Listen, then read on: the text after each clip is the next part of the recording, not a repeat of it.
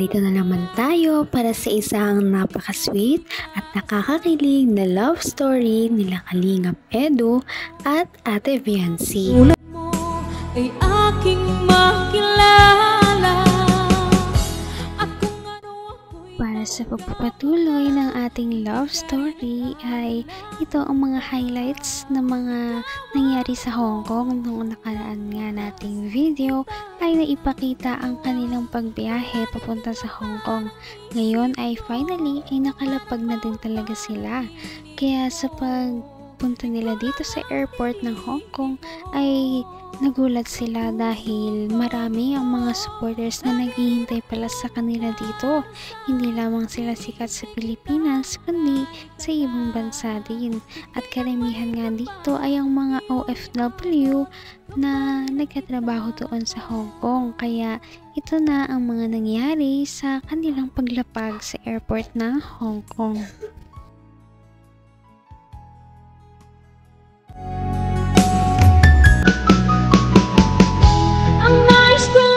Oy, hello ate.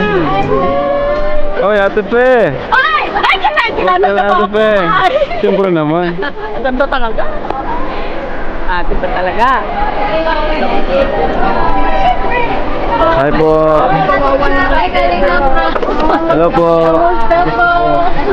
Thank you po. Ganda ka.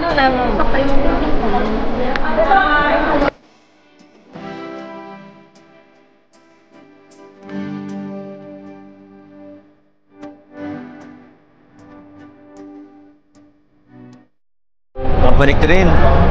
Lamig. Gaya pa rin ng dati. Ay, excited na ako. Ikaw? Excited na din. Lamig na ako. Ay, ano kaya mangyayari? Tapos ang ano ko na, ha? akala ko sobrang lamig dito. Hindi mo ba? Makikita. Hindi pa kasi. Mamaya, baka mabigla ka. Baka mapayakap ka bigla. Hindi ba? Hindi ba? Saka yung mga dala mo, sigurado kang tatagal ka hanggang 6 days niyan. Parang pang 2 araw lang yun eh. Hindi malaba. Kawawa ka naman. Baka mag-crop top ka dito, baka di mo kayanin. Hindi gagana yun ha. Parang pang ano lang yan, Kaya nga eh. pang Manila lang ata. Kaya nga eh. Sinabihan kita, sabi ko sa'yo, magdala ka ng mga makakan eh.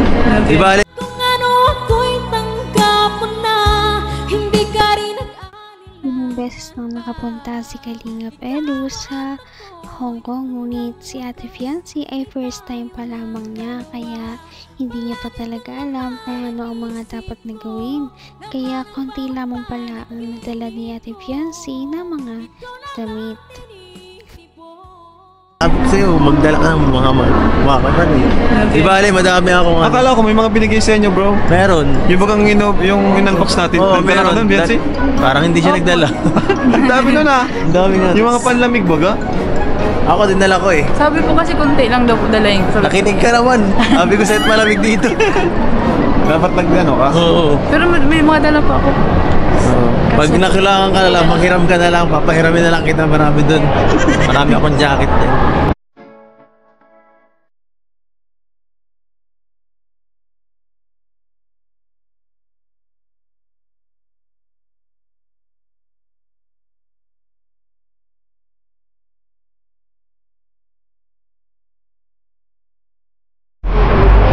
Ang pagpabalik ni Kuya Bal sa Hong Kong. Ayan naman na, bago. Ay, ampaw, salamat po. Ay, may ampaw. Thank you po. Salamat po. Magagamit ko to, wala pa akong payo.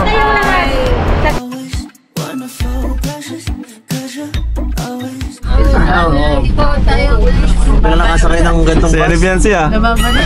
Nababano to. Yan lang nakakita ng second floor na bus. Malas mo maganda. Ano gusto mo? Ito yung bahay mo. Pamili ka. Thank you ba? Pumili ka. Ay, grabe malaki lang pala tayo. naman ang bawat panaginip ko. Ikaw lang ang Paglapag paglapag na paglapag pa lang nila sa Hong Kong ay grabe na talaga. At napakarami na rin nilang mga sweet moments. Kaya ano pa kaya sa mga susunod na araw? Dahil marami pa talaga tayong aabangan ng mga nangyari dito sa Hong Kong at siguradong mag-enjoy kayo. Sa ngayon ay papunta na sila sa kanilang unang destinasyon at pagpapahingahan muna.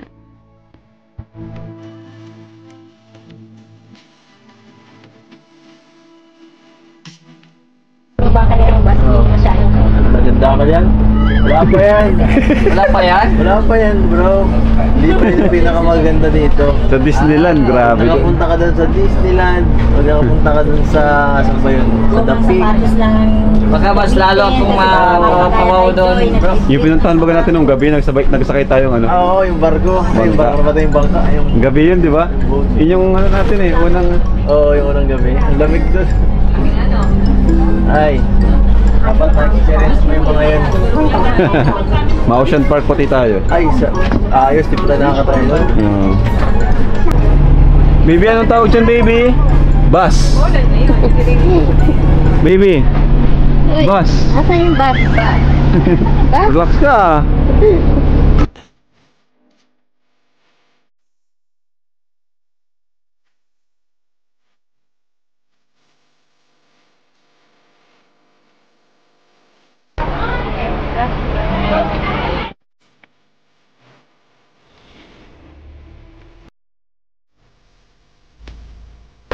Alright mga kalingap, so dito na po kami sa aming tutuluyan sa maliit na transient na ito, pero na Ay tayo ng dalawa, palagi kang naman. Todo picture at video naman si Ate Viancy dahil syempre ngayon lamang siya nakapunta sa ibang bansa kaya talagang tinitreasure niya ang bawat moments at gusto niya talagang makapture ang lahat ng ito. Kaya naman sa mga susunod na araw ay syempre parang i-expect natin na mapupuno ang storage ni Viancy ng mga pictures. Alright mga kalingap, so dito na po kami sa aming tutuluyan sa maliit na transient na ito, pero napakaganda, sulit na sulit po, ang daming kwarto. So ito yung first room po. Andyan si Ed, si Sarah, ang daming kwarto, ang daming ano, higaan. Ayan, meron pang higaan. Tapos, ito na po tayo. Ayan, andito na po sila ang mga tita natin. Hello! Tita Marie. Hello po. Hello! Tita, ano natin? Ate Belle! Ate Belle. Dito sila Ate Fe. Sorry naman po. Ayan po. So may sala tayo dito. Dito yung sala natin. May ref na po. Kompleto na po. Ang ganda. Tapos may kwarto pa po dito. Thank you Ayan. Bibigyan mo ng t-shirt Ayan. Bali yan na po yung kwarto natin. order natin. Kami kabila. Nagpapahinga na po si Jack. So, ayan po. And may dalawang toilet. Ayan dito. Itong CR na to, ang dami niyang ano. Daming door. Inodoro. Pwede magsabay-sabay. Ayun. Parang ano, design talaga siya para sa mga travelers. Tapos dito, oh, dalawang kwarto pa dito. Oo na dito. Andiyan sila ano, Kuya Bal, si Viancy. Pasok na. Ayan. Nakakatuwa talaga ang Kalingap team dahil sila ay palaging tumutulong sa kapwa kaya naman bumabalik talaga ang mga blessings sa kanila. Napakarami at dumadami pa ang kanilang mga sponsors hanggang ngayon kaya nakakapunta sila sa mga ganitong lugar. Sana nga ay masundan pa ang kanilang mga trip at sa susunod nating video ay malalaman na ninyo ang nangyari sa Hong Kong. Napaka-sweet talaga nila at napakabait ng tambalang ito kaya maraming sumusuporta. Kaya naman, sana ipatuloy natin silang suportahan at mahalin si Viancy, si Kalingap Edu at ang Kalingap team. Yan lamang at maraming salamat sa panonood. Abangan natin kung magkakatuluyan ba talaga si Kalingap Edu at Viancy. Hanggang sa muli. Bye! Ngayon'y abot